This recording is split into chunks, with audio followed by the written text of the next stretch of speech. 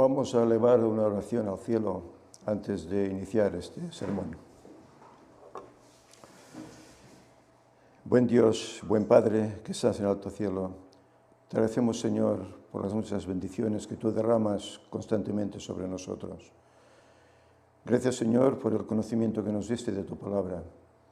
Y gracias, Señor, porque también nos llamaste a este ministerio. Señor, queremos colaborar en él. Queremos profundizar en el estudio de tu santa palabra y sabemos cómo tú has dado verdades y aún quedan algunas que seguramente tú ofrecerás antes de que termine el tiempo de gracia. Señor, que podamos ser receptores de esas verdades y que a la vez las compartamos para que otros muchos también puedan vivirlas, aceptarlas y también predicarlas. Te agradecemos ahora por esos momentos, tanto por la escuela sabática que hemos tenido, por ahora esos momentos de meditación. Te rogamos, Señor, que tú en primer lugar estés conmigo para que sean tus palabras las que salgan de mis labios. Y, Señor, que el tema pueda ser entendible, pueda ser claro y pueda ser de gran bendición para todo aquel que lo escuche, sea o no sea adventista. Señor, que tu Espíritu nos acompañe, que lo dirija todo y que todo sea conforme a tu voluntad. Déjanos tu paz, Señor, y perdónanos nuestros pecados y ayúdanos, Señor, a prepararnos en nuestra vida de santificación para ese encuentro cuando Cristo venga a buscarnos. En nombre de Jesús te lo pedimos. Amén. Amén. Bien, buenos días a todos los poquitos presentes que estamos aquí en la sala. Aquí en España, bueno, como también en otros lugares del mundo, pues hay confinamiento. El confinamiento aquí no es total, solo se permite pues grupos en principio de 10, más no, más está prohibido por la ley. Y hay incluso lugares en España que hoy por hoy solo permiten grupos de 6.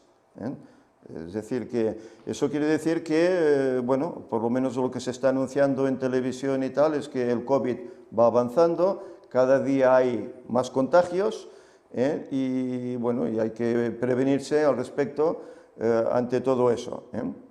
Aquí en la sala pues no llegamos a 10, somos poquitos en el día de hoy. Y sabéis, a uno pues le resulta raro, porque normalmente la sala está llena, ¿verdad? Y hoy pues somos menos. Aunque estoy seguro que allá en el internet pues habrá no 10, sino que habrá muchísimos más conectados. Y a todos ellos pues les damos un fuerte abrazo, les deseamos un feliz sábado y una gran bendición del Señor. Bien, en esta mañana vamos a tener un sermón que, como veis aquí en su título, es acerca de la verdadera naturaleza de Cristo. Y diréis, bueno, ¿y por qué habláis de esto? Si tal vez esto ya está comprendido, ¿no? Bueno, pues yo os diré que si participáis en las redes sociales, Facebook, etcétera, allá donde entran adventistas, pues os daréis cuenta que se está hablando acerca de la naturaleza de Cristo, pero de una forma incorrecta, de una forma errada. Y esto lo están haciendo pastores, lo están haciendo ancianos de iglesia, lo están haciendo otros hermanos que no sé si son ancianos o son pastores, pero están hablando de una forma incorrecta acerca de la naturaleza de Cristo. Bien, yo me propuse, con la ayuda del Señor, de hablar de esas verdades. Por eso en el último sermón de hace un mes que tuve hablé sobre el Espíritu Santo, realmente lo que era el Espíritu Santo, y ya vimos que realmente era la tercera persona de la deidad, no solo un poder que para muchos es. Y hoy pues he escogido este tema porque veo que en las redes sociales pues está muy en boga este tema y está mal interpretado. Yo sé que hay hermanos a los cuales incluso agradezco porque les pedí permiso para poder utilizar ilustraciones que ellos habían colgado. Por ejemplo, el hermano Pedro Morales, él está tratando este tema en su verdadera perspectiva y él pues ha elaborado una serie de ilustraciones que yo le pedí permiso para tomarlas y me dijo, claro hermano, ¿cómo no? Ahí están, tómalas. Y también agradezco a Javi, nuestro hermano de aquí, porque él también me pasó unas citas que son importantes, que las dejaremos para el final, pero que son muy explícitas en cuanto a la forma de ver a Cristo de una manera o de otra. Por lo tanto, si os parece, vamos a presentar este tema He intentado hacerlo de forma que no sea muy extenso, para que de esta forma pues sea tal vez más atractivo de poder ver, a no ser que tenga demasiado tiempo, demasiados minutos. Van a haber unas pocas diapositivas en las cuales pues, veremos realmente cuál era la naturaleza de Cristo. Y para saberlo, pues comenzaremos por el principio de la Biblia. Comenzaremos por ahí. Hoy en la escuela sabática hablábamos, ¿verdad?, que Cristo está en toda la Biblia. Y no en la Biblia, sino antes de que se escribiera la Biblia. Ya estaba Cristo ahí, ¿no? Pues bien, vamos a comenzar por las primeras palabras de la Biblia. Génesis 1:1. Pero hoy no vamos a hablar de su significado en hebreo, sino que hablaremos del significado en español y qué es lo que nos dice. Y Génesis 1:1 dice: en el principio creó Dios los cielos y la tierra. Así de simple, nos da una información que si el hombre moderno fuera sincero, si el hombre moderno pensase un poco, se dejase llevar, vería que tenemos un origen que está en Dios y no en la teoría esta de la evolución que desde Darwin se ha esparcido por todo el mundo y que se enseña por todas partes, ¿verdad? Nuestro origen es Dios. En el principio creó Dios los cielos y la tierra. Otro pasaje, mismo capítulo, versículos 26 y 27. Entonces dijo Dios: hagamos al hombre a nuestra imagen, conforme a nuestra semejanza, y señoree en los peces del mar, en las aves de los cielos, en las bestias, en toda la tierra, y en todo animal que se arrastra sobre la tierra. Y creó Dios al hombre a su imagen. A imagen de Dios lo creó, varón y hembra los creó. Aquí encontramos dos cosas. En primer lugar, nos habla de un Dios plural, que dice hagamos al hombre a nuestra semejanza. Y luego, al final, el versículo 27, dice: y creó Dios al hombre a su imagen, a imagen de Dios lo creó. Aquí vemos un Dios creador, pero ¿quién era este Dios creador? ¿Sabéis? Este tema está pensado también en denominaciones como pueden ser Testigos de Jehová u otras, que lo creen diferente de cómo realmente es. Luego explicaremos el porqué. Ahora bien, si nos vamos del Antiguo Testamento, nos vamos al Nuevo Testamento, Juan 1, del 1 al 3, nos dice: en el principio era el Verbo, y el Verbo era Dios, y el Verbo era con Dios, y el Verbo era Dios. Este era en el principio con Dios. Y el versículo 3, todas las cosas por Él fueron hechas, y sin Él nada de lo que ha sido hecho fue hecho. ¿Qué nos está diciendo aquí? Que aquel Dios que crea las cosas, aquí ¿quién nos dice que es aquel Dios que crea? Nos dice que es el Verbo. ¿Y el Verbo quién es? El Verbo es Cristo. Por lo tanto, Cristo es el creador, el que crea este mundo, el que crea al hombre a su imagen, ¿verdad? Otro pasaje, Juan 1, 10 y 14. En el mundo estaba, y el mundo por él fue hecho, pero el mundo no le conoció. Y aquel Verbo, dice, fue hecho carne, y habitó entre nosotros, y vimos su gloria. Gloria como del unigénito del Padre, lleno de gracia y de verdad. Es decir, aquel Verbo que hablaba Juan fue hecho carne, pero aquel Verbo que fue hecho carne fue el que nos creó al principio, 4000 años antes de que viniera a este mundo. Hebreos 1, del 1 al 8, nos dice: Dios, habiendo hablado muchas veces y de muchas maneras en otro tiempo a los padres por los profetas, en estos postreros días nos ha hablado por el Hijo, a quien constituyó heredero de todo y por quien asimismo hizo el universo. Aquí, ¿quién nos dice? Que el que hizo el universo, ¿quién fue? El Hijo, Cristo, ¿verdad? El cual, siendo resplandor de su gloria y la imagen misma de su sustancia, y quien sustenta todas las cosas con la palabra de su poder, habiendo efectuado la purificación de nuestros pecados por medio de sí mismo, se sentó a la diestra de la majestad en las alturas. hecho tanto superior a los ángeles, cuando heredó más excelente nombre que ellos. Porque ¿a cuál de los ángeles dijo Dios jamás? Mi hijo eres tú, yo te he engendrado hoy. Y otra vez, yo seré el padre y él me será a mí hijo. Y otra vez, cuando introduce al primogénito en el mundo, dice, adórenle todos los ángeles de Dios. Ciertamente de los ángeles dice, el que hace a sus ángeles espíritus y a sus espíritus llama de fuego.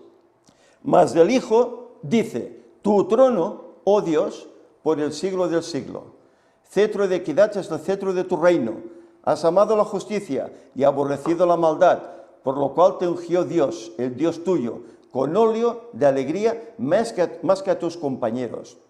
Y tú, oh Señor, en el principio fundaste la tierra, y los cielos son obra de tus manos.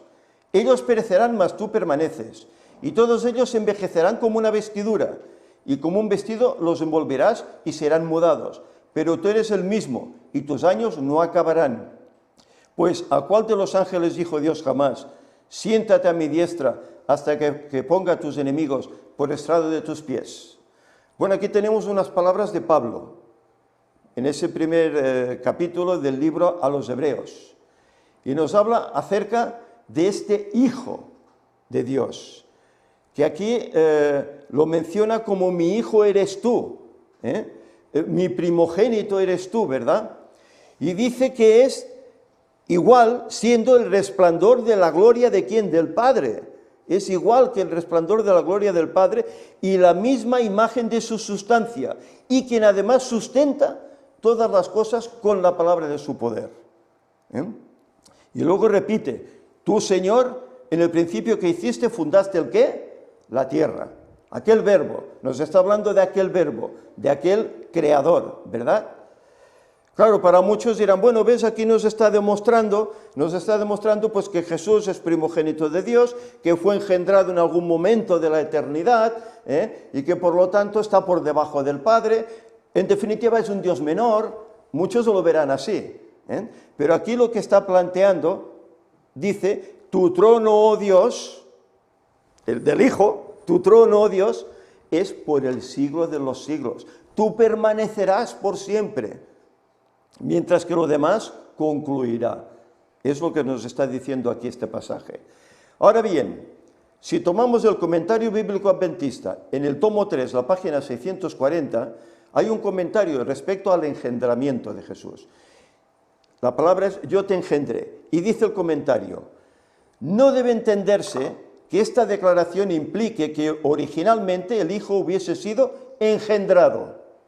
Fijaros lo que dice el comentario, Y luego utiliza una cita del deseado de todas las gentes, la página 489, que dice, en Cristo hay vida original, que no proviene ni deriva de otra. ¿Cómo es posible eso?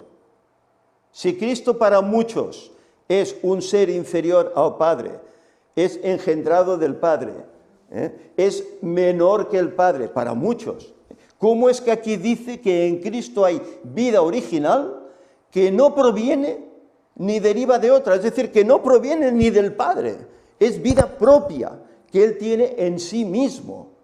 Es decir, es de la misma sustancia, del mismo carácter que es Dios Padre. Pero entonces, ¿qué hay? ¿Dos dioses o tres dioses, como creemos los trinitarios, por así decir? No. Forman un solo Dios, en propósito, en hechos, en actos, en definitiva, para redimir al hombre. Forman un solo Dios en nuestra atención, para nuestra atención. Dice más el pasaje, dice, la Biblia se interpreta a sí misma, y es lógico. No hay que tomar un texto aislado, y bueno, de ese texto yo me hago mi teoría, mi doctrina personal, y ya lo tengo claro. No, hay que tomar ese texto, pero compararlo con otro. No dice, creo que es Isaías, ¿verdad? Que dice un poquito aquí, ¿verdad? Un poquito allá, renglón tras renglón, línea tras línea. Esto es lo que tenemos que hacer para entender las verdades bíblicas. Debe permitirse que los escritores inspirados, los 40 escritores inspirados, hagan las aplicaciones precisas de las profecías del Antiguo Testamento. Cualquier otra aplicación no es más que opinión humana y como tal carece de un así dice Jehová.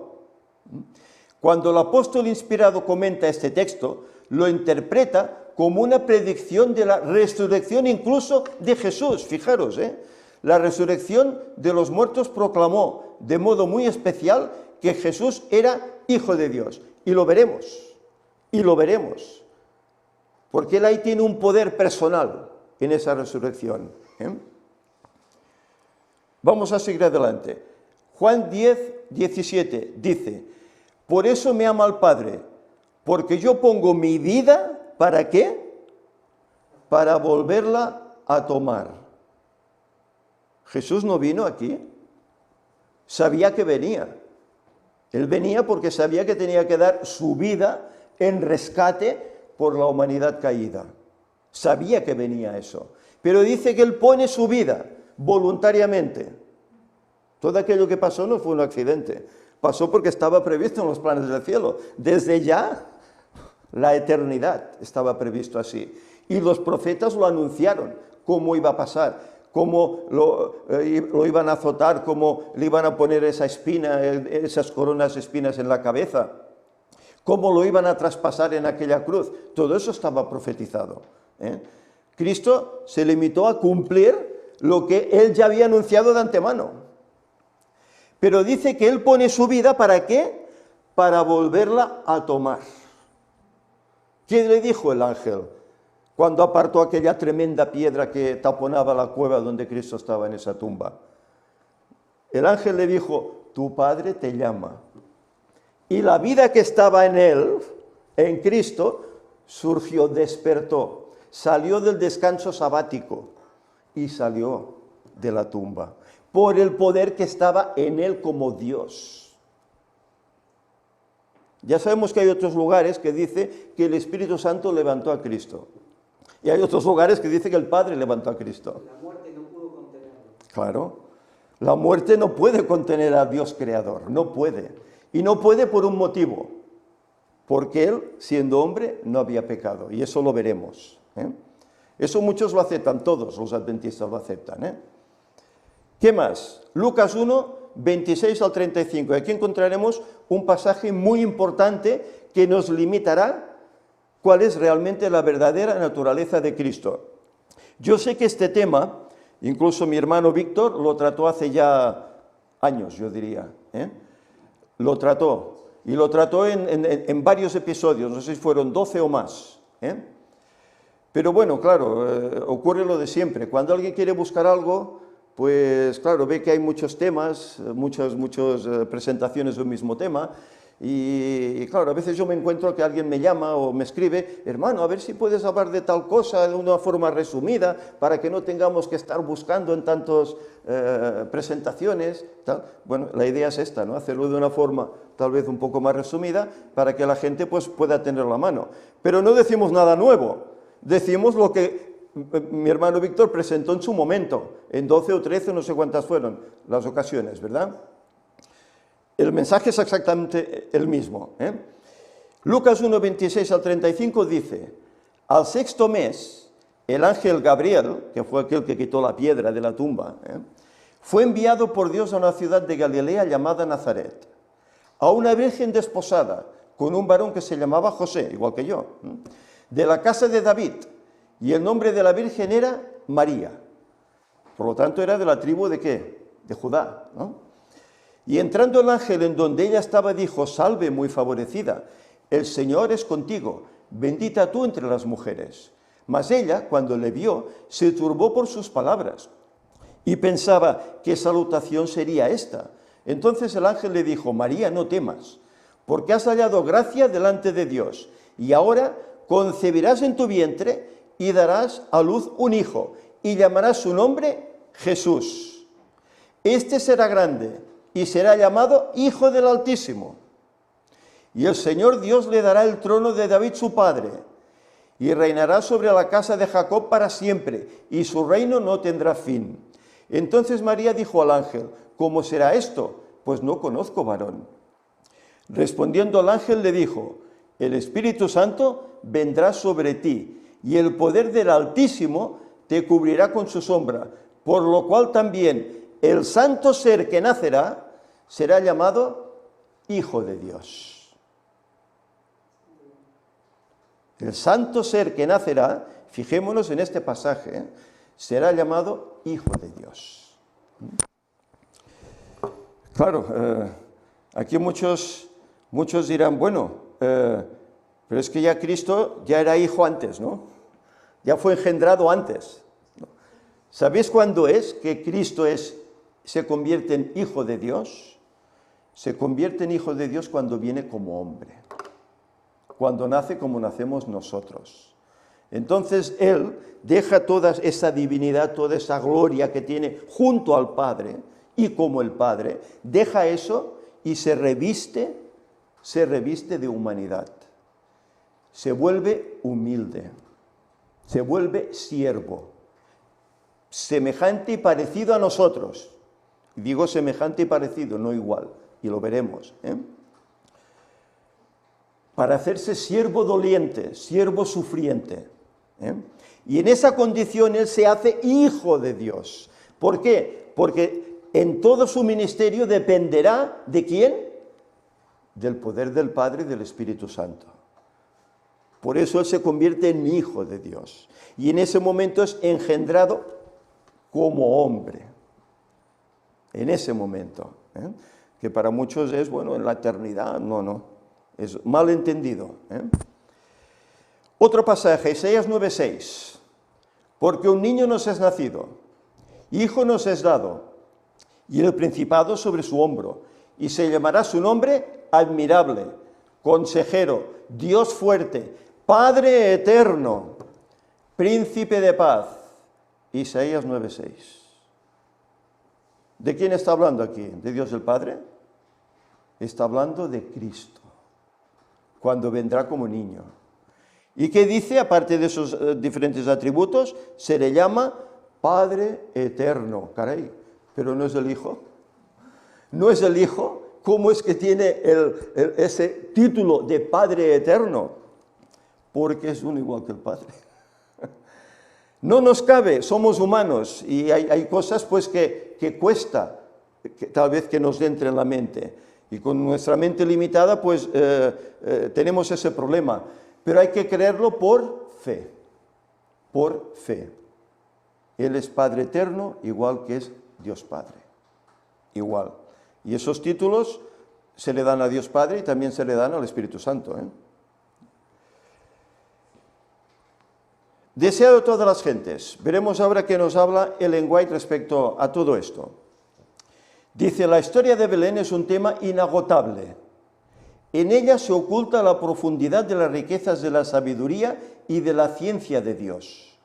Nos asombra el sacrificio realizado por el Salvador al trocar el trono del cielo por el pesebre. Hace un cambio radical ahí, Deja el trono, aquel trono que hemos visto en visiones de Ezequiel, etc. Deja ese trono y viene a un pesebre, a una cuadra. Para nosotros sería una cuadra, donde hay animales, hay paja. Viene ahí. Y la compañía de los ángeles que le adoraban, por la de las bestias y del establo. La presunción y el orgullo humanos quedan reprendidos en su presencia. Sin embargo, aquello no fue sino el comienzo de su maravillosa condescendencia. Condescendió hasta ese nivel, siendo Dios. Habría sido una humillación casi infinita para el Hijo de Dios revestirse de la naturaleza humana, aun cuando Adán poseía la inocencia del Edén. Pero Jesús aceptó la humanidad cuando la especie se hallaba debilitada por 4000 años de pecado. Es decir, Cristo no vino con 4 metros de altura, con una potencia como tenía Adán. No vino así. Él dice que vino bajo la perspectiva de los 4000 años de pecado que habían debilitado al hombre. Su generación eran de 1,60 m. Eran bajitos, tal vez incluso más que ahora. Él dice que sobrepasaba un poco a los del pueblo. Era un poco más alto, pero no tenía 4 metros. Cristo no vino como aquel Adán portentoso, majestuoso. Él vino como somos los hombres caídos de hoy. Vino así. Como cualquier hijo de Adán, aceptó los efectos de la gran ley de la herencia. Y la historia de sus antepasados terrenales demuestra cuáles eran aquellos efectos. Bueno, solo hay que leer la Biblia, ¿verdad? Desde el Génesis en adelante. Mas él vino con una herencia tal para compartir nuestras penas y tentaciones y darnos el ejemplo de una vida sin pecado. Una vida sin pecado. Él no pecó, y en eso todo el pueblo adventista está de acuerdo. Él no pecó, pero no están de acuerdo en otro hecho. En que él realmente era un ser santo diferente a nosotros. Vamos a ir viendo. Hasta aquí hemos visto cómo Jesús es el Creador, es Hijo de Dios, no por ser engendrado en los días de la eternidad, sino por su nacimiento, por obra del Espíritu Santo y por su resurrección, que Él tiene el poder para darse vida otra vez. Es Dios con las mismas características que el Padre, en carácter, en sustancia y en propósito.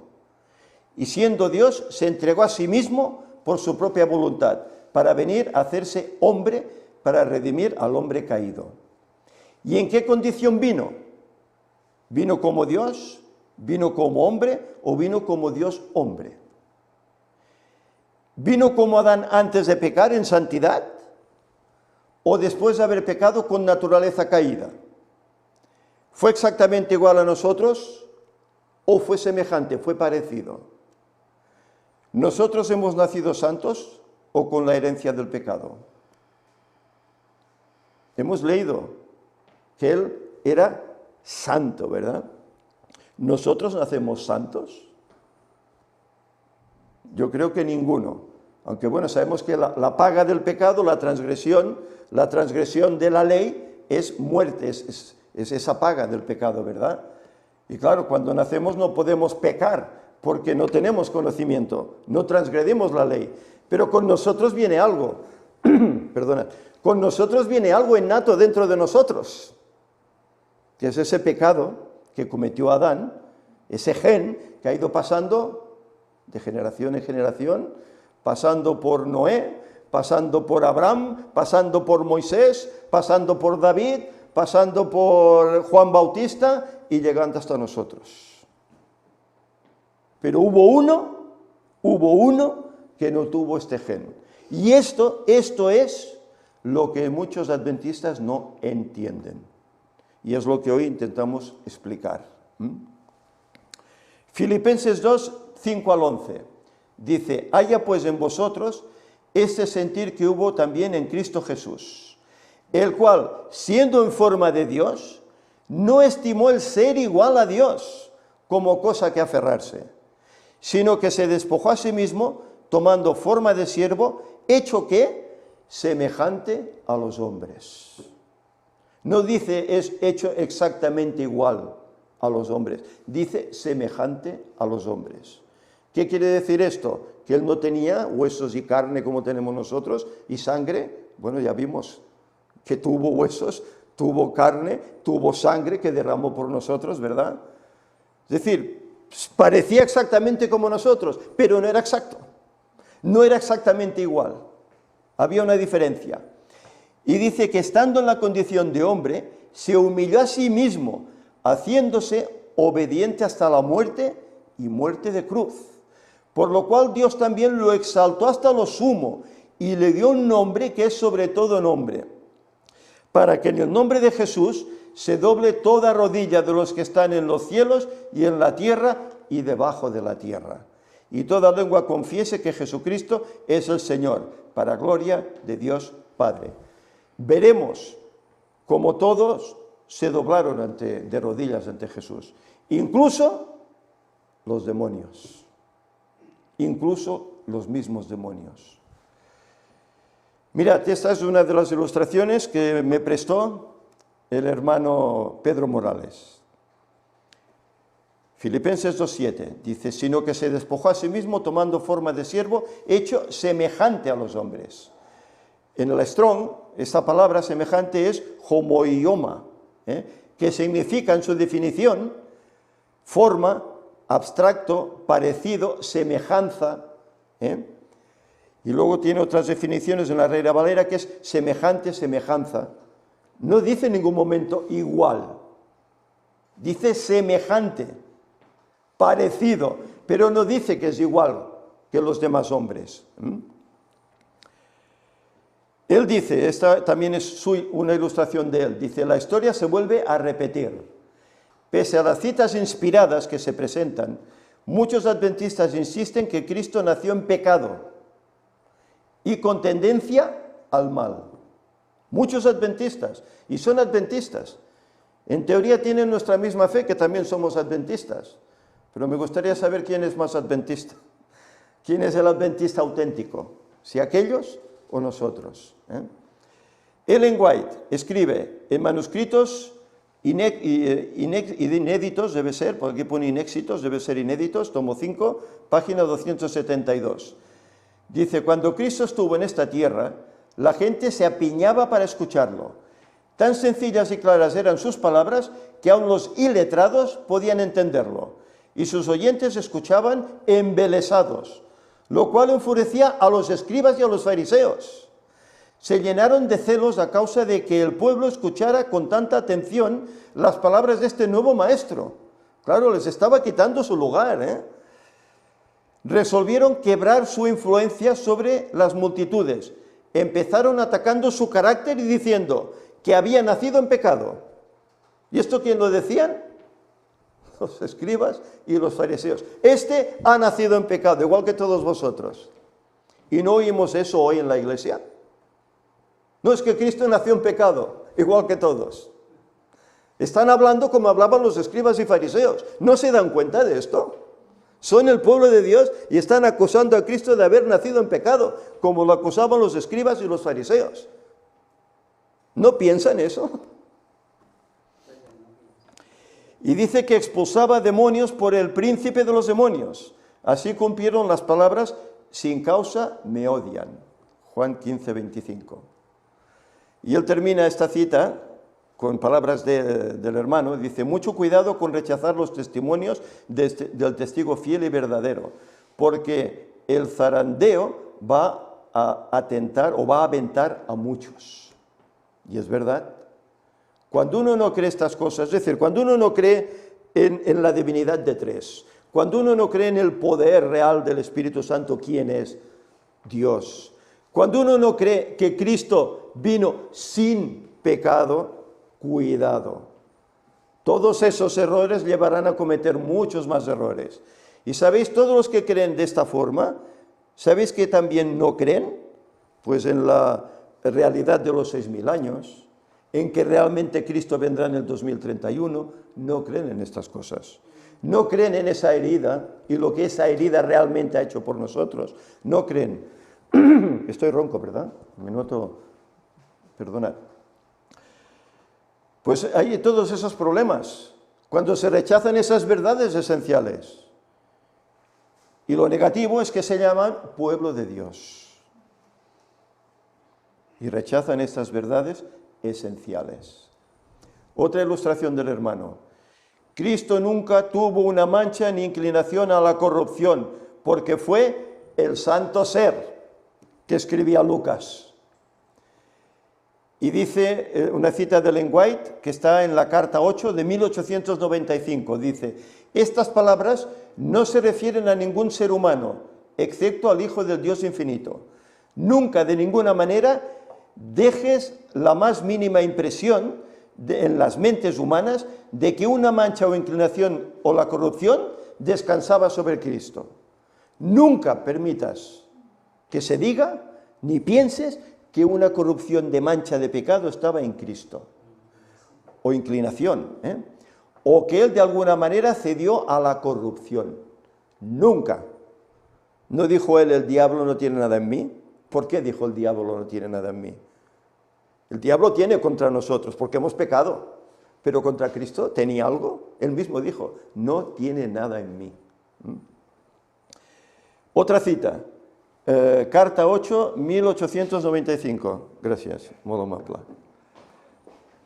Fue tentado en todos los puntos como el hombre es tentado.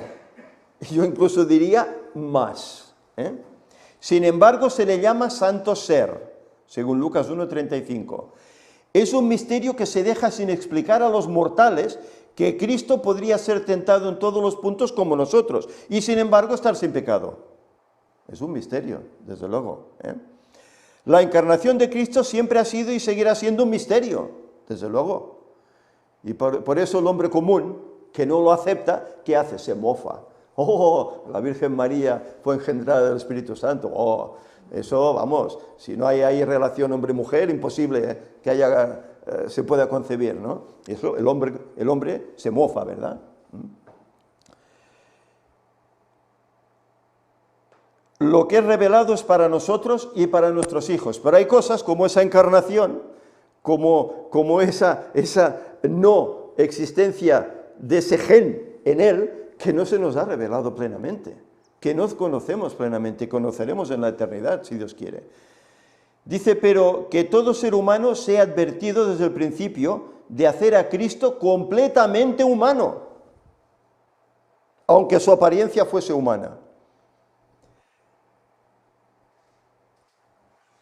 Uno como nosotros, porque no puede ser. Y esto lo dice el Espíritu de profecía, lo dice la mensajera del Señor. Que no podemos hacer a Cristo completamente humano, uno como nosotros, porque no puede ser. El momento exacto en que la humanidad se mezcló con la divinidad no es necesario que lo sepamos. Debemos mantener nuestros pies sobre la roca, Cristo Jesús, como Dios se le reveló a la humanidad. No podemos plenamente comprender cómo pudo ser hecho esto. Cómo Él, siendo Dios, nace aquí como una molécula, ¿verdad? Como nacemos nosotros, como un bebé, como un hombre más en este mundo. No podemos entender esto. Aunque queramos explicarlo, no podemos entenderlo, pero tenemos que aceptarlo. ¿Por qué? Por fe. No nos queda otra. Cristo nació en santidad y sin tendencia a pecar, pero con naturaleza física caída y debilitada de Adán y de Eva. ¿Por qué? Pues porque Él nació en un momento en que la raza ya había estado andando por este mundo. ¿Cuánto tiempo? Antes lo hemos leído, 4000 años. Y el pecado se estaba dominando al ser humano, a tal punto que ya vemos, hasta los dirigentes del pueblo estaban en pecado. Su orgullo, su vanagloria, ¿verdad? No quisieron aceptar a aquel que era distinto, aquel que venía a redimirles, y le quitan la vida. Y vivían en pecado. Se habían degenerado con esos 4000 años, ¿verdad? Respondiendo el ángel le dijo, el Espíritu Santo vendrá sobre ti, y el poder del Altísimo te cubrirá con su sombra, por lo cual también el santo ser que nacerá será llamado Hijo de Dios. Lucas 1:35, redundamos en ese pasaje porque es importante.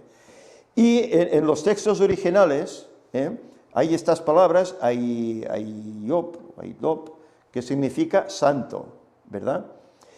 Y la definición es sagrado, físicamente puro, moralmente sin culpa, religioso, ceremonia consagrado. Otra definición de Reina Valera, santísimo, santo. Esa es la definición que se da sobre Cristo. Y el Espíritu, exacto. Esa es la definición que se da. Nosotros no se nos da esta definición, porque no somos santos. No somos sin pecado. Solo hubo uno que lo fue. Otro aspecto. Jesús en su naturaleza humana mortal permitió adoración, porque era santo como Adán antes de su caída. Y aquí tenemos diferentes aspectos. Claro, muchos dicen, bueno, es que a Cristo tampoco se le puede adorar, porque es un Dios menor, ¿no? Y no se le puede adorar como a Dios Padre. Los reyes del Oriente, ¿qué hicieron los reyes del Oriente cuando llegaron allá al pesebre? Dice, al entrar en la casa vieron al niño con su madre María, y postrándose, ¿qué hicieron? Lo adoraron, y abriendo sus tesoros le ofrecieron presentes, oro, incienso y mirra. ¿Eran hebreos esta gente? ¿Eran del pueblo de Dios? No. Venían de Oriente. No sé si serían chinos o no sé. Venían de Oriente.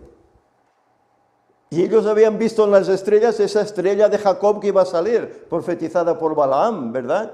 Y la siguen y llegan al pesebre. Y cuando ven al niño, dice que postrándose, le adoraron. Sabían quién era ese niño. No era un niño cualquiera. Era un niño especial. Un niño santo. Por eso le adoraron, porque sabían que ese niño era Dios hecho hombre. Jesús calmó la tempestad en aquella tormenta, ¿verdad?, en el lago. Dice, entonces los que estaban en la barca vinieron y le adoraron, diciendo, verdaderamente eres hijo de Dios. Le adoraron, no se cortaron. Estos sí que eran hebreos, y estos sabían que solo se puede adorar ¿a quién? A Dios. Y van y adoran a Cristo. ¿Por qué? Porque entienden que es Dios. El ciego Bartimeo, aquel ciego que él sanó, que fue interrogado tantas veces, oyó Jesús que le habían expulsado y hallándole le dijo, ¿crees tú en el Hijo de Dios? Y él dijo, creo, Señor. Y lo adoró. Y lo adoró, porque entendió que aquel milagro lo había hecho ¿quién? Dios en persona. Jairo, otro, que viene a pedirle que tiene un hijo enfermo, ¿verdad? Que se está muriendo, ¿verdad? Entonces vino un varón llamado Jairo, que era principal de la sinagoga, y postrándose a los pies de Jesús, en adoración, le rogaba que entrase en su casa, postrándose en los pies. Él sabía quién era Jesús, y no pertenecía a todos esos fariseos y escribas, ¿verdad? Jesús era Dios, y fijémonos en esta. Hasta los demonios reconocieron la santidad de Jesús cuando aún estaba revestido de nuestra humanidad. Y le dicen los demonios, déjanos, ¿qué tienes con nosotros, Jesús Nazareno? ¿Has venido a destruirnos? Yo conozco quién eres, el Santo de Dios. Los mismos demonios identifican a Dios mismo en la persona de Cristo. Eres el Santo de Dios. Y estamos en lo mismo. Significa sagrado, físicamente puro, moralmente sin culpa, santísimo, santo. Es lo que significa esa palabra. Y ahora vamos a utilizar aquí unas páginas breves, son 4 o 5 diapositivas, sobre un tomo del comentario adventista. Pero son palabras de Ellen White sobre Juan 1:1. Concernientes a la naturaleza de Cristo. Y ella nos dice lo siguiente, esto está en el tomo 5, las páginas 1102 y 1103, lo podéis comprobar, si tenéis el comentario bíblico adventista. Dice ella, y utiliza, fijaros, Lucas 1, 31 al 35, 1 Corintios 15, 22, 45, Hebreos 4, 15, etc. Y el mismo capítulo de Juan 14, 30. Dice, sed cuidadosos, sumamente cuidadosos, en la forma en que os ocupáis de la naturaleza de Cristo. No lo presentéis ante la gente como un hombre con tendencia al pecado. Él es el segundo Adán, fijaros, no lo presentéis ante la gente como un hombre con tendencias al pecado. Y lo escribe Ellen White a su pueblo adventista. Y muchos adventistas dicen, no, es que él tenía tendencia. ¿No lees Ellen White? Bueno, él es el segundo Adán. El primer Adán fue creado como un ser puro y sin pecado, sin una mancha de pecado sobre él. Era la imagen de Dios. Podía caer y cayó por la transgresión. Por causa del pecado, su posteridad nació con tendencias inherentes a la desobediencia. Todos hemos nacido así. Antes en la escuela sabática hablábamos, ¿verdad? Hay gente que ha conocido al Señor y tenían una vida correcta, ¿no? Pero en ellos que había pecado. Había ese gen del pecado. Otros eran muy depravados y conociendo a Cristo han cambiado su vida, ¿verdad? Pero seas de una forma o de otra, todos nacemos ¿en qué? En pecado. Nacemos aquí en este mundo, nacemos en un mundo pecaminoso, nacemos con el pecado, del cual transgredieron Adán y Eva. Pero Jesucristo, dice, era el unigénito Hijo de Dios. Tomó sobre sí la naturaleza humana y fue tentado en todo sentido como es tentada la naturaleza humana. Podría haber pecado, podría haber caído, pero en ningún momento hubo en él tendencia alguna al mal.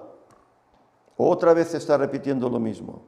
En él no hubo tendencia alguna al mal. Fue asediado por las tentaciones en el desierto como lo fue Adán, por las tentaciones en el Edén. Pero en él no hubo tendencia al mal.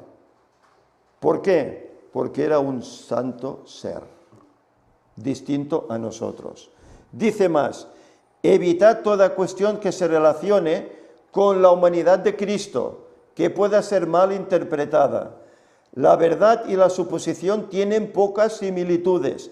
Al tratar de la humanidad de Cristo necesitáis ser sumamente cuidadosos en cada afirmación, para que vuestras palabras no sean interpretadas, haciéndoles decir más de lo que dicen, y así perdáis u oscurezcáis la clara percepción de la humanidad de Cristo combinada con su divinidad.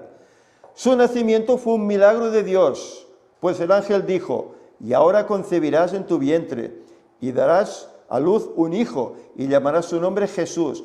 Este será grande, y será llamado Hijo del Altísimo, y el Señor Dios le dará el trono de David su padre, y reinará sobre la casa de Jacob para siempre, y su reino no tendrá fin. Entonces María dijo al ángel, ¿cómo será esto? Lo hemos leído antes, ¿verdad? Pues no conozco varón.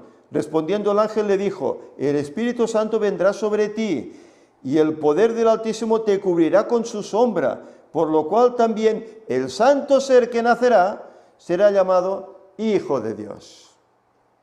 Y Elena White pues corrobora esas palabras del pasaje bíblico. El santo ser que nacerá, que no tenía tendencia ninguna al mal, porque era santo. ¿Era concebido por quién? ¿Por un hombre? No, por el Espíritu Santo. Y veremos que dice, incluso un libro que está editado en la iglesia, del cual no he puesto aquí diapositivas porque, bueno, leí el principio y ponía que tenía copyright, digo, para no evitar problemas, que luego no nos quiten el sermón de YouTube, pero sí que tengo unas notas, que por cierto los he dejado ahí en el móvil, que luego leeremos. Es un libro editado en la iglesia y aceptado por la Conferencia General, y habla sobre la verdadera naturaleza de Cristo, y dice unas cosas tremendas, cosas que no sé, para mí que muchos hermanos no han leído ese libro. Es las 27 creencias adventistas. Es el que tengo yo, ahora sé que hay otro que es 28 creencias, pero este que tengo yo es de los años 80 y tantos. Estas palabras, dice, no se refieren a ningún ser humano, excepto al Hijo del Dios infinito. Nunca dejéis en forma alguna la más leve impresión en las mentes humanas de que una mancha de corrupción o inclinación hacia ella descansó sobre Cristo. No tuvo ninguna mancha, no tuvo ninguna duda ante el pecado, sabía lo que era pecado y lo afrontó y lo venció.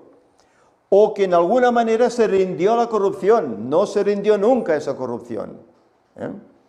Fue tentado en todo como el hombre es tentado y sin embargo es llamado el santo ser.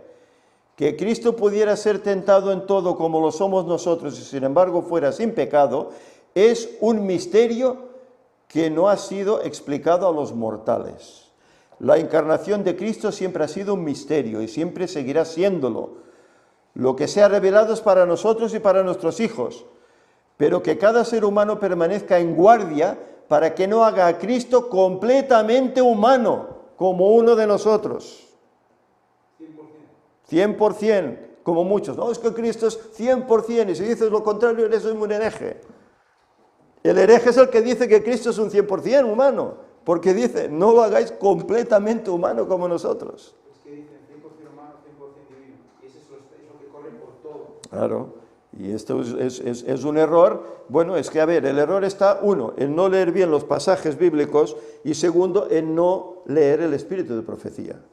Y hoy en día, como en la iglesia el espíritu de profecía se tiene un poco al margen, Ya en los púlpitos, en los estrados, no se puede leer el espíritu de profecía. Está vetado.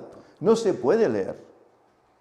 Para que no digan que nosotros, pues claro, solo nos dedicamos o solo nos aferramos a la Biblia y es nuestra única guía, cuando también lo es el espíritu de profecía, que también es inspirado por Dios. Pero no, eso lo dejan al margen. Entonces, ¿cómo quieren tener la información adecuada, la doctrina adecuada? Si dejan esto que es un apoyo para la escritura bíblica. Si lo dejas al margen, vas cojo. Puedes entender de cualquier versículo que te dé la gana. Cuando Ellen White especifica y aclara qué es lo que quiere decir ese versículo, esa doctrina. Pues claro, si lo dejas al margen, entonces Cristo era 100% humano. Y no, ella dice que no lo hagamos exactamente como nosotros porque no lo era. Porque esto dice, además, dice, no puede ser, dice ella. No es necesario que sepamos el momento exacto cuando la humanidad se combinó con la divinidad. Debemos mantener nuestros pies sobre la roca, Cristo Jesús, como Dios revelado en humanidad. Percibo que hay peligro, dice ella, en tratar temas que se refieren a la humanidad del Hijo del Dios infinito. Él se humilló cuando vio que estaba en forma de hombre para poder comprender la fuerza de todas las tentaciones que acosan al hombre. Es lógico. Por eso dice que padeció nuestras dificultades, nuestras tentaciones. ¿Por qué? Porque Él se revistió de humanidad. ¿Y qué pasó con Cristo? ¿No lloraba Cristo? ¿No se entristecía Cristo? ¿Sentiría frío? ¿Sentiría hambre? ¿No tenía que comer Cristo? Tendría todas las necesidades fisiológicas que tenemos nosotros como humanos, ¿verdad? Pero en ningún momento se rindió al pecado, ni en Él hubo mancha de pecado. Y esto es lo que muchos hermanos no creen. Y es lo que muchos están predicando. Y los hermanos están aceptando un error tremendo que les está llevando a otros errores tremendos. El primer Adán cayó, el segundo Adán se aferró a Dios y a su palabra bajo las circunstancias más angustiosas. Y no vaciló ni por un momento su fe en la bondad, la misericordia y el amor de su Padre. Escrito está, fue su arma de resistencia, y esta es la espada del Espíritu que debe usar todo ser humano. No hablaré ya mucho con vosotros, dijo Cristo, porque viene el príncipe de este mundo y él nada tiene en mí. Cristo mismo lo dijo, viene el príncipe de este mundo, yo ya voy a partir, pero él no tiene nada contra mí. Él no puede reclamarme como quería reclamar el cuerpo de Moisés u otros, no puede, porque yo no he pecado, soy sin pecado. Eso es lo que estaba diciendo Cristo. Nada que responda a la tentación. En ninguna ocasión hubo una respuesta a las muchas tentaciones de Satanás. Cristo no pisó ni una vez el terreno de Satanás para darle ventaja alguna. Satanás no halló en él nada que lo animara a avanzar. No tenía donde acogerse en Cristo. Por eso declara, eres el santo de Dios. No tenía nada que hacer con él. No podía vencerlo. Y Satanás lo supo. Satanás supo que cuando Cristo dio su vida en aquella cruz, sus días estaban contados. Su sentencia estaba hecha. Porque no podía contra aquel que es el Creador, el Dios Creador, el Santo. No podía con él. Libro 27, Creencias Adventistas, en el capítulo 4, que se titula Dios el Hijo. Yo os animo a todos los adventistas que escuchéis este sermón, que toméis este libro, que seguramente todos lo tenéis. Este otra vez, el de las 28 creencias, que ese sí que yo no lo tengo. Sé que se añadió otra creencia, no sé si sobre la eternidad, no sé sobre qué iba, pero se añadió otra creencia. Dios el Hijo, capítulo 4 de este libro. Si me permitís,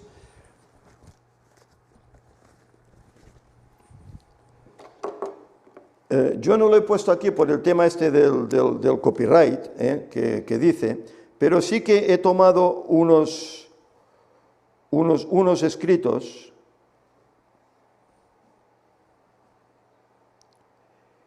En primer lugar, el libro dice que es aprobado por la Asociación Ministerial de la Asociación General de los Adventistas del Séptimo Día. Es aprobado todo su contenido. incluyendo el capítulo 4, que nos habla de Dios el Hijo. Y dice, en un apartado, dice, Cristo adoptó la semejanza de carne de pecado. En semejanza de carne de pecado de naturaleza humana pecaminosa. Esto de ninguna manera indica que Jesucristo fuese pecador o hubiese participado en actos o pensamientos pecaminosos. Si bien fue hecho en forma o semejanza de carne de pecado, el Salvador jamás pecó y su pureza perfecta está más allá de toda duda.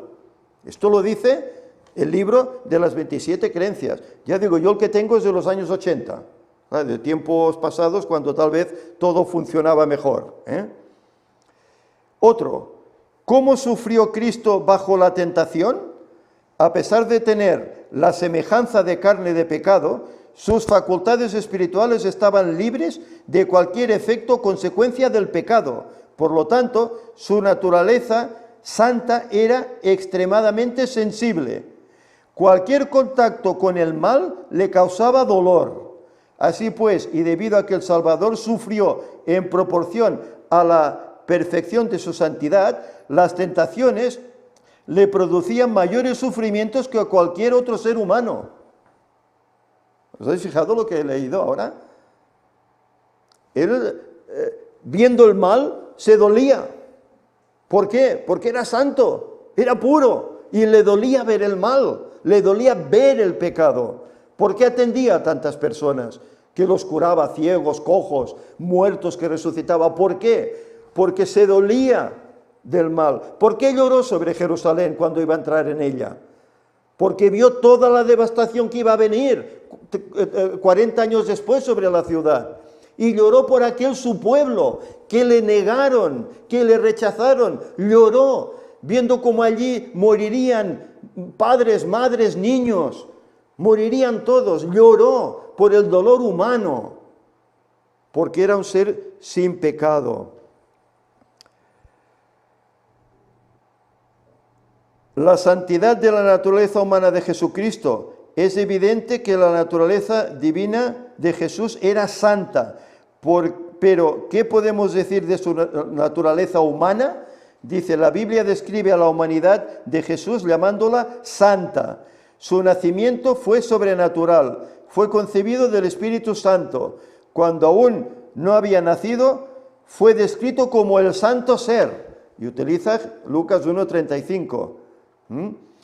Tomó la naturaleza del hombre en su estado caído, llevando las consecuencias del pecado, no su pecaminosidad. Era uno con la raza humana, excepto en el pecado. Insisto, libro de las 27 creencias adventistas, aceptado por la Conferencia General.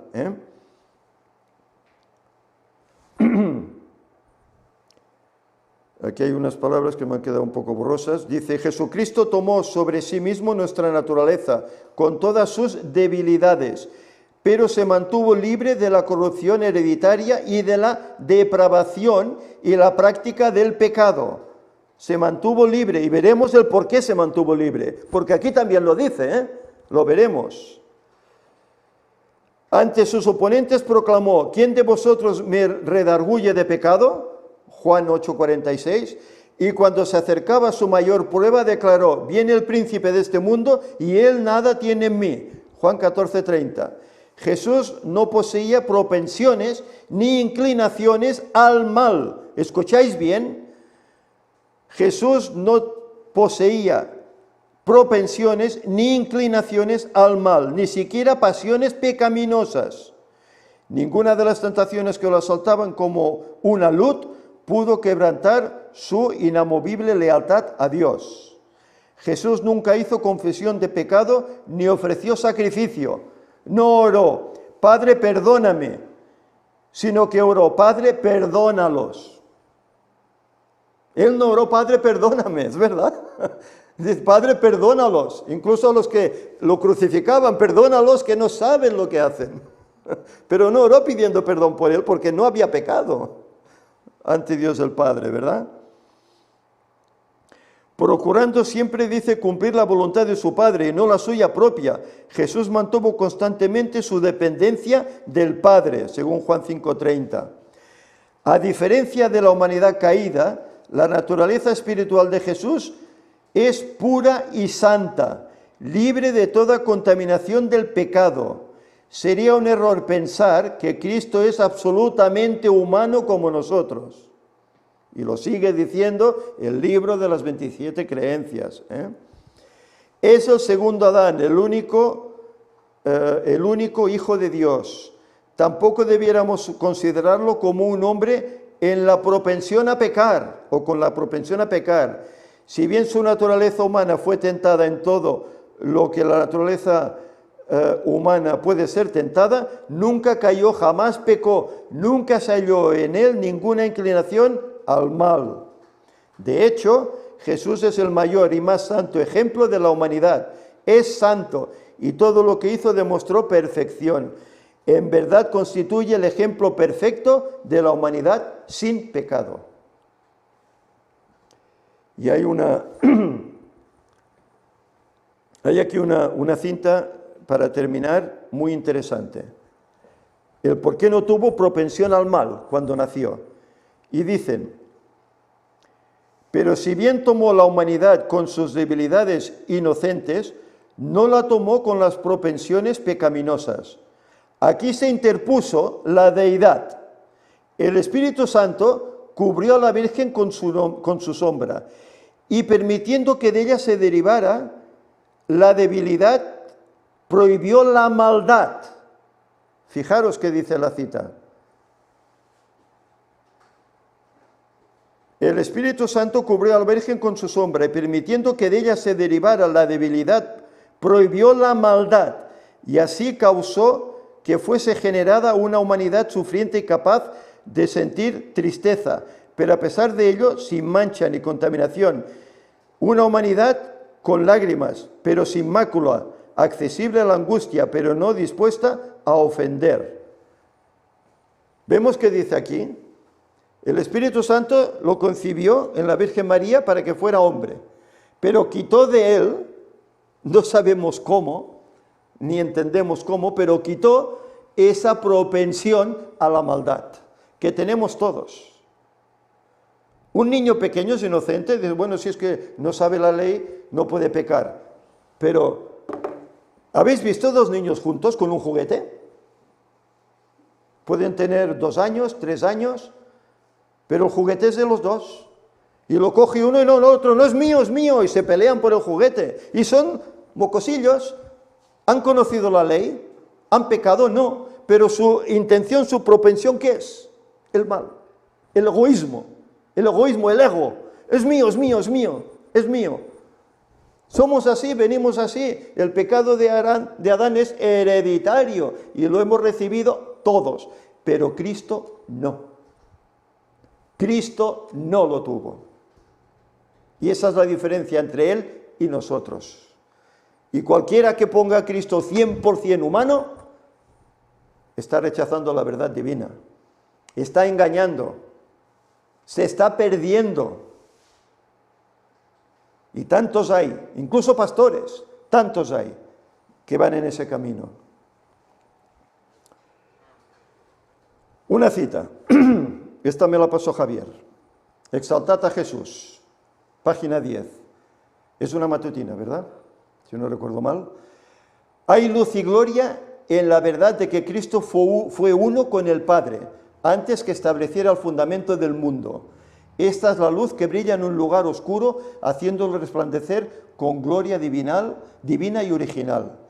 Esta verdad, infinitamente misteriosa en sí misma, explica otras verdades misteriosas que de otra manera serían inexplicables, al paso que está encerrada como algo sagrado en luz inaccesible e incomprensible. Es lo que antes decíamos un poco también, ¿verdad? Él ha vivido la gloria del Padre, porque es igual que el Padre, pero se encarnó en hombre y es un misterio que ahí está y que no se nos ha dado a entender plenamente. Se nos dan pinceladas, se nos dan rasgos, pero que nadie diga que Cristo vino 100% humano. con tendencia al pecado. No la tenía. Es lo único que difería respecto a los demás, a todos los otros millones de habitantes que han pasado por este mundo. Y esta última cita, esto es un reproche para aquellos que lo creen de esta otra forma, ¿eh?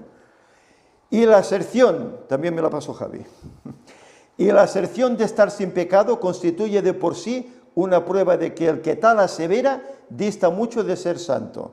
Entonces, ¿Cristo engañaba? Decía que él no tenía pecado, ¿eh? No, aquí no está hablando de Cristo, está hablando de nosotros. ¿Sabéis? Aquí en España, tiempo atrás, hubo un movimiento en las iglesias de Barcelona que se llamaban la carne santa, ¿eh? Es decir, que eran sin pecado. Yo me he convertido, me he bautizado, ya soy santo. Santo, siempre santo, igual que dice el protestantismo, ¿no? Una vez santo, siempre santo, ¿no? Y dice, la aserción de estar sin pecado constituye de por sí una prueba de que el que tal asevera dista mucho de ser santo. Cuando uno dice, no, yo soy santo, yo estoy lleno del Espíritu Santo, cuidado, cuidado que te falta mucho por recorrer. Te falta mucha humildad, te falta mucha pureza. Es porque no tiene un verdadero concepto de lo que es la pureza y santidad infinita de Dios. No tiene un verdadero concepto de lo que era Cristo, en definitiva, ni de lo que deben ser los que han de armonizar con su carácter. Es porque no tiene verdadero concepto de la pureza y perfección supremas de Jesús, ni de la maldad y horror del pecado. Eso es lo que está pasando. Muchos hacen sermones y escriben libros y tienen masas que los siguen, ¿verdad? Y están diciendo, Cristo era 100% humano, Cristo era pecador como yo. Si no, no me sirve. ¿No te sirve? No te sirve que siendo Dios dejara su condición de Dios y venga aquí a este mundo oscuro, como decía Ellen White en esas visiones, ¿verdad? A ese mundo oscuro, se hace hombre, padeciendo frío, hambre, enfermedad. Bueno, padeció nuestras enfermedades porque las vivió, las vivió en el mismo, ¿eh? Sintió el dolor por todo eso, ¿verdad? E incluso padecer insultos, martirio, cruz, y hace todo esto por mí. ¿No es suficiente? ¿No es suficiente para que yo lo acepte como Salvador? No, es que tiene que ser pecador como yo, si no, no me sirve. Pero ¿dónde entra esto? ¿Dónde entra esto? ¿No es suficiente que se rebaje de ser Dios a ser un siervo sufriente y morir por mí? ¿No es suficiente que Dios se rebaje a eso cuando podía haber hecho así, ¡puf!, y destruirnos a todos y no dejar aquí a nadie? Y bueno, crearé otro mundo perfecto, que no pequen. Podía haber hecho eso, pero en cambio, ¿qué hace? Viene a buscarnos. Viene a rebajarse, a humillarse. ¿No es suficiente? Ah, no, tiene que ser pecador como yo. ¿En qué cabeza cabe esto? Que de verdad que a veces tenemos cerebro y no sé para qué. Yo soy poco inteligente, de verdad, pero estas cosas las entiendo. Estas cosas las entiendo. Dice, por lo que el hombre puede creerse santo, es porque no tiene verdadero concepto de la pureza y perfección supremas de Jesús, ni de la maldad y horror del pecado, por lo que el hombre puede creerse santo. Cuanto más lejos esté de Cristo y más yerre acerca del carácter y los pedidos de Dios, más justo se cree. Es verdad, y tantos hay. Ah, vosotros creéis en la Trinidad, uy, estáis perdidos, estáis perdidos. O vosotros creéis que Cristo no tenía tendencia al... Uy, estáis perdidos. ¿Cuántas cosas no hay así, verdad? Y ellos son los mejores, los más bonitos, los santos, los salvos. Nosotros estamos irremisiblemente perdidos. ¡Cuánta confusión! ¡Cuánta confusión! Por eso hay que orar por esos hermanos. Hay que orar y hay que presentarles estas verdades para que cambien, se den cuenta que a pesar de que, bueno, yo no soy ni teólogo, ni pastor, ni nada de eso, pero he conocido estas verdades con todo el tiempo que llevo en la iglesia, porque antes se enseñaba así, hermanos, antes se enseñaba así. Es ahora que se ha cambiado las doctrinas, pero antes, en la iglesia, yo estoy en ella desde el año 72, se enseñaba así, por lo menos en nuestra iglesita de Gerona, que éramos 6 o 7, éramos poquitos, pero teníamos una familia que ya venían de Barcelona, venían de la Reforma, estaban fuertes en la fe y nos enseñaron estas cosas. Veníamos así, cosa que en otras iglesias de España ya practicaban lo que ahora se cree, lo veían distinto. Y aquí nosotros nos llamaban los fanáticos, los estrictos, porque estás ahí en el rincón y no habéis conocido el país ni la iglesia de España, ¿eh? Pero nosotros creíamos así. Y ahora, a nivel popular, en todas las iglesias se cree diferente. Salvo alguno tal vez, pero la mayoría cree diferente. Por eso, ¿no nos dice el Señor que somos reparadores de portillos? ¿De verdades? Pues ahí están. Ahí están. Y quiera el Señor que esto pueda ser de gran bendición para aquel que lo vea. Que por lo menos tenga la dignidad de verlo, de cotejarlo, de ver si realmente es así. Y que lo pongan en oración, como tantas otras cosas que enseñamos y que decimos aquí. Ponerlo en oración y el Señor lo mostrará. Y el Señor, sin duda, lo mostrará. Bien, hasta aquí. No quiero extenderme más. ¿No? Ya he comentado que no quería hacer un tema muy largo y creo que me he pasado un poco. Pero vamos a trabajar, vamos a presentar verdades que hoy están siendo pisoteadas en la iglesia. Vamos a presentarlas. Por mucho que luego recibamos críticas, vamos a presentarlas. Y que el sincero, que el Espíritu Santo tocará su corazón, las vea y las acepte. Es mi deseo.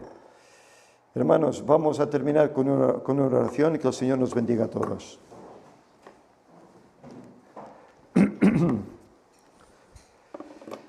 Señor y Padre, te agradecemos porque sin duda alguna tú has dejado las cosas muy claras en tu palabra y también en el espíritu de profecía. Pero hoy por hoy el diablo se encarga de que todo esto sea distorsionado. Ellen White escribió que todo lo que se pueda mover, las verdades que se puedan mover, serían removidas. Y lo estamos viendo hoy, cómo se está todo removiendo. ¿Y por qué? Pues porque estamos muy cerquita de que todo termine. El 2031 es real y tú vendrás. Y hoy el diablo, sabiendo ya que tiene tan poquito tiempo, apenas 10, 11 años, está haciendo lo posible para estropear las verdades, para engañar a tu pueblo, a los propios escogidos. Señor, te ruego que nos ayudes para que sigamos en este camino, que sigamos estudiando, practicando estas verdades y comunicándolas, para que otros muchos que tienen estas ideas equivocadas, Señor, se den cuenta de su error y cambien. Ya sabemos que muchos no lo harán, que muchos R seguirán con sus 13, pero Señor, que por lo menos aquellos sinceros, por medio de tu Santo Espíritu, pueda tocarles el corazón y puedan cambiar y puedan ser verdaderamente de tu pueblo. Señor, ayuda a este ministerio para que siga adelante con la obra a pesar de las dificultades que pueden venir. Sabiendo, Señor, que este es tu ministerio, no nuestro. Es tu obra, no la nuestra. Y que tú lo has levantado para dar un fuerte pregón a este mundo, para que muchos acepten sinceramente. Señor, que tu paz quede con nosotros. Anímanos, ayúdanos a seguir adelante. Señor, ayúdanos a tener un buen resto de sábado. Y Señor, ayúdanos a prepararnos para la ceremonia espléndida que tendremos luego a la tarde, una más. Que todo sea para gloria tuya y para bendición. En nombre de Jesús te lo pedimos. Amén.